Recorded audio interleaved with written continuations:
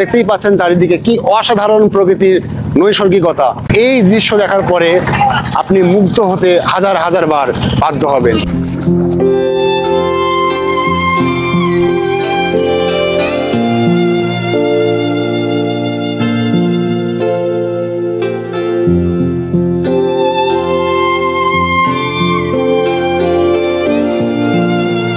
নদীর ভেতর দিয়ে আর একটা নদী, শাখা নদী, এই নদীর ভেতর দিয়ে আমাদেরকে প্রবেশ করতে হবে আমাদের সেই গ্রাম চরবাউসা গ্রামে।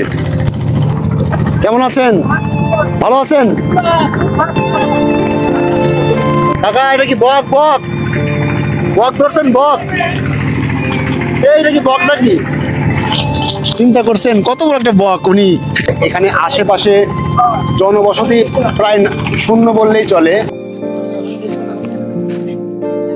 নৌকার নোঙর ঘাটে পড়েছে এবং আমরাও এক পা দুপা করে এখন চরবাউসা গ্রামের দিকে এগিয়ে যাচ্ছি এবং আমাদের যে মেডিকেল ক্যাম্পেইনটা আজকে হবে সারাদিন ব্যাপী, সেটা এই গ্রামেরই একটা প্রাথমিক বিদ্যালয়ের স্কুল প্রাঙ্গণে অনুষ্ঠিত হবে।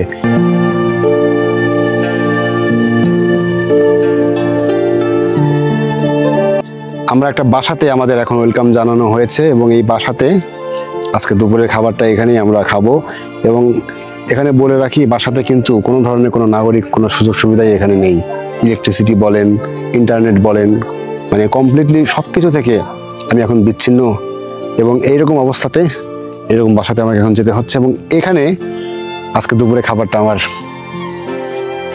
এত খাবারের আয়োজন, প্রায় 3 থেকে 4 প্রকারের মাছ, 2 প্রকারের মাংস, খাবার দাবারের যে আয়োজন, আপ্যায়ন এবং এই যে খাবারগুলো, এগুলো আমরা যারা শহরে বসবাস করি তাদের মতো কিন্তু এরকম প্রিজারভেটিভ বা আরও যেসব পয়জনিয়াস খাবার আমরা খেয়ে থাকি তার ছিটে ফোটাও কিন্তু এই খাবারগুলোর মধ্যে আপনারা পাবেন না।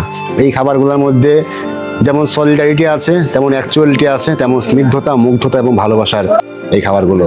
এর মধ্যে এই খাবারগুলো যেমন ফ্রেশ এবং সরাসরি নদী থেকে নিয়ে এসে রান্নাগুলো হচ্ছে, কোনো ফ্রিজের কোনো কিছু নাই, প্রিজারভেটিভ যে বিষয়গুলো এটা নেই। তার চেয়েও বড় বিষয় এই প্রতিটা রান্নার মধ্যে আছে একটা আন্তরিকতা, একটা ভালোবাসা। এই যে আপ্যায়ন, এই যে ভালোবাসা, এই যে আন্তরিকতা, এটা কিন্তু আপনি কখনোই শহরের ওই বড় বড় অট্টালিকায় বসে আপনি কখনোই এটা ফিল করতে পারবেন না। এটার জন্য অবশ্যই আপনাকে গ্রামের ধুলো মাখতে হবে শরীরে এবং এই ভালোবাসার স্নিগ্ধতায় আপনাকে বিমোহিত হতে হবে।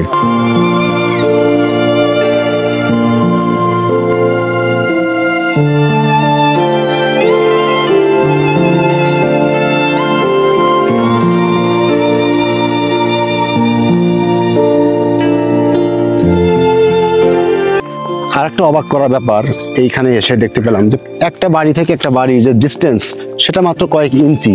মানে প্রত্যেকটা বাড়ির সাথে প্রত্যেকটা বাড়ির একদম লাগিয়ে বাড়ি ঘরগুলা এখানে নির্মাণ করা হয়েছে। এই প্রাথমিক বিদ্যালয়ের যে ক্লাসরুমটা, এটা সম্ভবত ক্লাস 4-এর একটা ক্লাসরুম। এই ক্লাসরুমের একটু খেয়াল করে দেখেন এই ক্লাসরুমের যে ব্রেঞ্চগুলো, প্রত্যেকটা ব্রেঞ্চের নিচে ঘাস হয়ে গেছে। দেখেন কত বড় বড় ঘাস।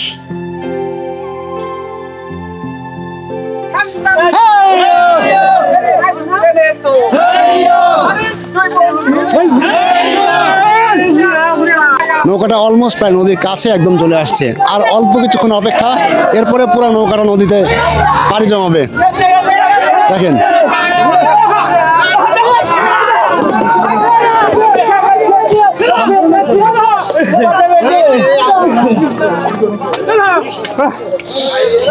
ফাইনালি নৌকাটা কিন্তু ডাঙা থেকে একদম নদীতে কিন্তু ভিড়েছে।